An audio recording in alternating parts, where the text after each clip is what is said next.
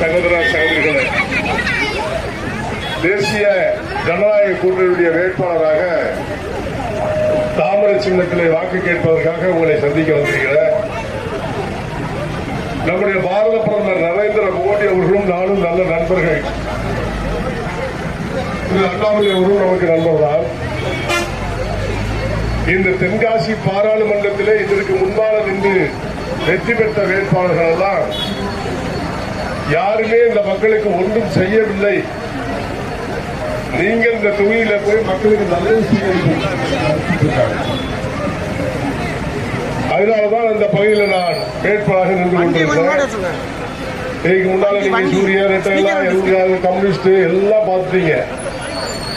இப்பதான் நான் முதலா தென்காசியில உங்ககிட்ட ஓட்டு கேட்டு வந்திருக்கேன். எனக்காக ஓட்டு போட சொல்லி கிட்டத்தட்ட 40 ஆண்டுகள் சமுதாய பணி செய்து இந்த மக்களை எல்லாம் எழுச்சியுற செய்வதற்காக இது ஒரு நன்றி விசுவாசமா நீங்க எல்லாம் எனக்கு வாக்களிக்கணும்.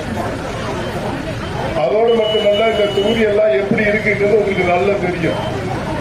இந்த பாராளுமன்ற தொகுதி பாலடைந்த பாதையோரமா இருக்கு.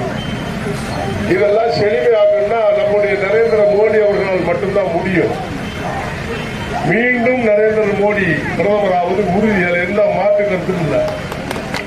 இன்னைக்கு திமுக காரங்கள்ட்ட கேளுங்க, வரிச்சு வேட்பாளராக இருக்கட்டும், இல்ல திமுக தலைவரையும் நான் கேட்கிறேன், உங்களுடைய பாரத பிரதமர் வேட்பாளர் யார் சொல்ல முடியுமா? எங்களுடைய கேள்வி.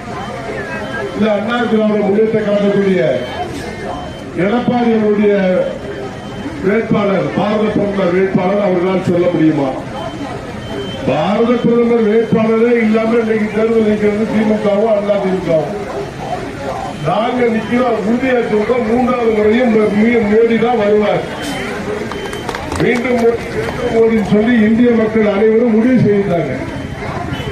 அதனால இன்னைக்கு இந்த பகுதி தொகுதி மக்களுக்கெல்லாம் சேவை செய்ய சொன்னா திரு நரேந்திர மோடி பிரதமரால் மட்டும்தான் முடியும், வேற யாராலையும் முடியாது. இதுக்கு முன்னால காங்கிரஸ்காரெல்லாம் இருந்தா எல்லாம் அழிஞ்சு போனாங்க, இப்ப இல்லாமலே போயிட்டாங்க. கம்யூனிஸ்டுக்காரருக்கு 2 திருப்பு இந்த தொகுதியில நீங்க ஜெயிக்க வச்சீங்க, ஏதாவது செஞ்சிருப்பானா? செஞ்சது கிடையாது. இப்ப கம்யூனிஸ்ட் இல்லாமலே போயிடுச்சு. அண்ணா திமுக 3 உடஞ்சு போச்சு. இப்ப எங்க அணியில அண்ணன் டிடிவி எங்களோட இருக்கிறாரு, அண்ணன் ஓபிஎஸ் அண்ணன் எங்களோட இருக்கிறாரு,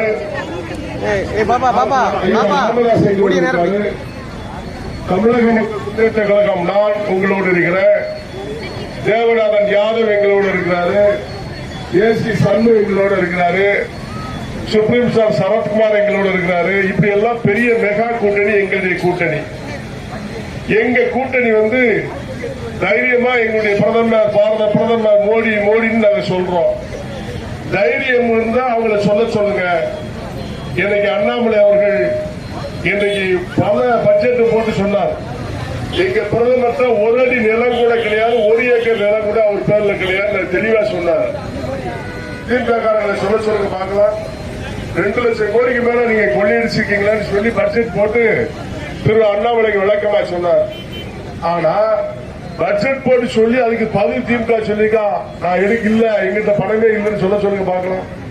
கோடி கோடியாக மக்கள் பணத்தை சுரண்டி ஏமாற்றி பிடிங்கிற கூட்டம் திமுக கூட்டம். அதே மாதிரி நன்றி கேட்டோம் எடப்பாடி 4 ஆண்டு பிஜேபி வச்சு ஆண்டுட்டு இன்னைக்கு நான் தனியா நிக்க போறேன்னு போய் நின்று தற்கொலை பண்ண போறேன். இந்த நிலைக்கு அவங்க ஆயிட்டாங்க. அதனால உங்களுடைய பொன்னான வாக்குகளை யாருக்கு வாக்களிக்கிறோம்? தாமரை சின்னம். நம்முடைய சின்னம் என்ன சொல்லுங்க பாக்க. நம்முடைய சின்னம் தாமரை மலரணும், தென்காசி பாராளுமன்றம் செழிக்கணும். உங்களுடைய பொன்னான வாக்களை தாமரை சின்னத்திற்கு அளித்தார்கள். நன்றி, வணக்கம். கண்டிப்பா வெற்றின ராணுவ மந்திரி பதவி வாங்குறீங்க.